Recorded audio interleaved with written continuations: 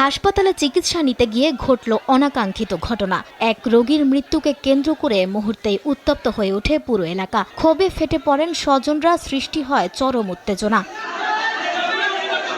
রোববার রাত প্রায় 11টার দিকে নেত্রকোনা 250 শয্যা বিশিষ্ট জেলা সদর হাসপাতালে এ ঘটনা ঘটে। নিহত সজীব মিয়ার শহরের আমগাছতলা এলাকার বাসিন্দা ও পেশায় পিকআপ চালক। স্বজনদের অভিযোগ, গ্যাসের ব্যথা নিয়ে হাসপাতালে ভর্তি হওয়ার পর শারীরিক অবস্থার অবনতি হলেও বিদ্যুৎ না থাকার অজুহাতে দায়িত্বরত চিকিৎসক যথাযথ চিকিৎসা নেননি। পরে চিকিৎসাধীন অবস্থায় তার মৃত্যু হয়। মারা গেছে কারণ হলো তারা ইনজেকশন দিতে পারে না, এক অক্সিজেন দেয় নাই, দুই তারপরে যে বুকে যে কি কয় ইকুনাইসা কয় এটা করতে পারে নাই।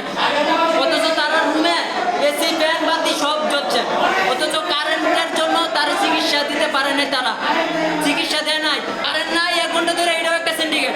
এসির অভাবে আমার ভাই জেনারেটরের অভাবে কারেন্টের অভাবে আমার ভাই মারা গেছে। আমার বাইরে একটা ইনজেকশন দিব দিতে পারে না, আমার বাইরে থেকে ইনজেকশন ঔষধ আইনা আমার বাইরে দিচ্ছে। ওদের কাছে রুগী নিয়ে আইলে বলে মাইমেশন দিয়ে যান আপনারা, কেন বলে ওরা?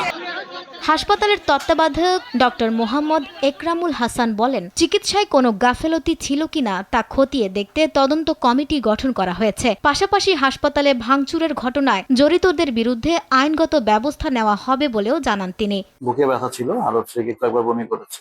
তো আমার কর্তব্যকালীন ইমার্জেন্সি মেডিকেল অফিসার রোগীকে দেখে এবং ইসিজি অ্যাডভাইস করেছে। এটার চিকিৎসা হচ্ছে কার্ডিওভার্সন, ইমিডিয়েট কার্ডিওভার্সন শক বলে যেটা আমরা, এটা আসলে এখানে সম্ভব না। টাওয়ার প্রিপারেশন নিচ্ছিল, ইন দ্য মিন টাইম একটু সময় গেছে এবং রোগীটা মারা গেছে। অনেকখানি মব সৃষ্টি হয়েছে এবং তাদের তখন দাবি তাদের হচ্ছে গিয়ে যে হাসপাতালে চিকিৎসা নিতে দেরি হয়েছে, বিদ্যুৎ ছিল না, কিন্তু বিদ্যুৎ না থাকলেও কিন্তু ইসিজি এবং রোগীর কাউন্সিলিং এবং চিকিৎসা কিন্তু হয়েছে। আর এটা আসলে কি হয়েছিল, এটা আসলে আমরা একটা তদন্ত কমিটি গঠন করেছি। এমপি মহোদয় আছেন, তার নির্দেশনা করে আমরা হচ্ছে, যেহেতু আমাদের স্থাপনায় সরকারি স্থানে ভাঙচুর হয়েছে, আমরা এই ব্যাপারে আইনত পরবর্তী ব্যবস্থা নিব।